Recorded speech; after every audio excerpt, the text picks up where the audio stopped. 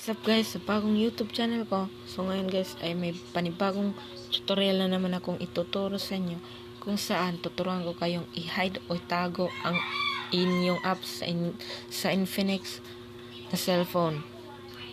Pero bago ang lahat guys, kung bago ka pa lang sa aking channel, pakipindot naman ng subscribe at notification bell para updated ka sa susunod ko pang mga video.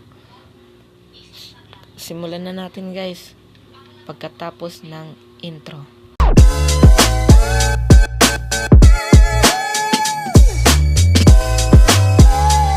Ngayon guys ay pumunta lang kayo sa screen yung now may space at walang apps.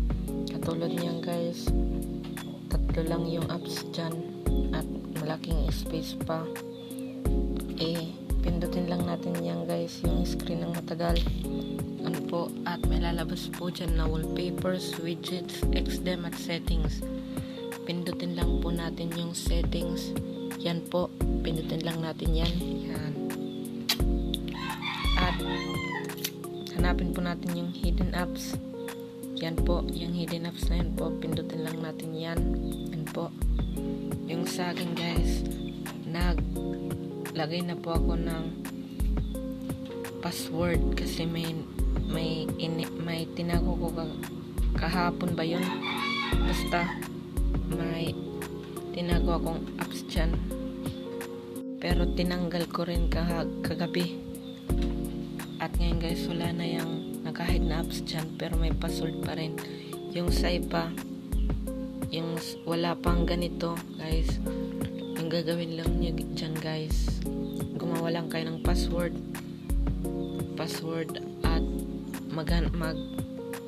pumili lang kayo ng apps na gusto mong i-hide. Yung sa akin gumawa na po ako ng password. Teka lang guys, i-enter natin po. Yan po, wala ng apps kasi tinanggal ko kagabi. Pero ngayon babalik natin yung apps na hinide ko kahapon ba yun o isang araw ba, basta ibabalik natin dyan guys. Yung gagawin nyo guys, itong green na yan guys na may plus guys, pindutin lang natin yan. Yan po, yan pindutin lang natin. At yan po sa inyong application, hanap lang kayo ng apps na gusto nyong i-hide. Yung sa akin guys, yung gusto kong i-hide itong Bingo Plus guys. Yan. Yung sa inyo guys, bahala na kayo kung anong apps ang gusto nyong i-hide. Basta yung sa akin guys, itong Bingo Plus. Pagka makapili na kayong guys ng apps na gusto nyong i-hide, pindutin lang natin itong confirm guys. Ito guys, yan. Pagkapindot natin yan guys, yan. Na-hide na po yung Bingo Plus na apps guys, at hindi na makikita ng pamilya mo o mag-anak o kaibigan. Hindi na po yan makikita dahil may password pa po yan na ilalagay para sa security ng inyong tinagong apps para hindi nila makita. So ngayon guys, i-back lang natin. Pakita ko sa inyo guys na wala na guys yung Bingo Plus.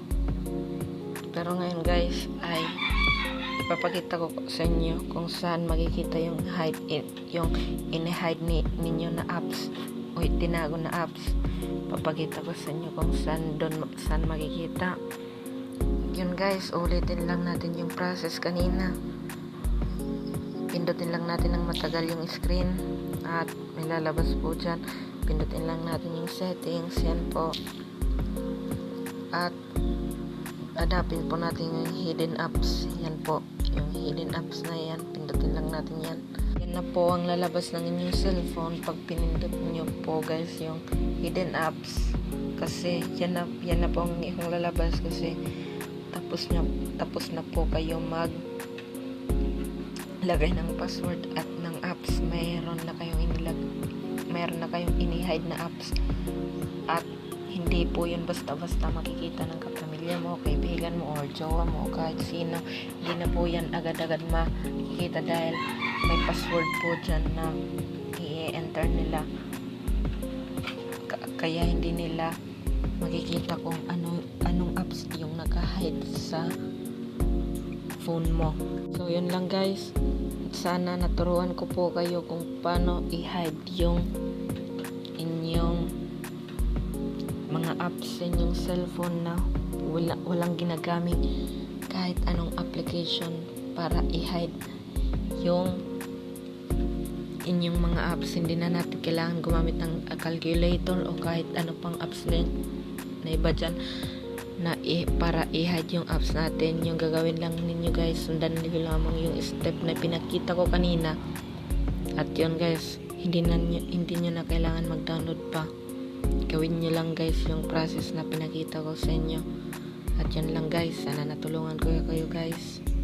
Kung bago ka pa lang sa YouTube channel ko, pakipindot naman ng like and share and subscribe guys, at pakipindot na rin ng notification bell para updated kayo sa susunod ko pang mga video.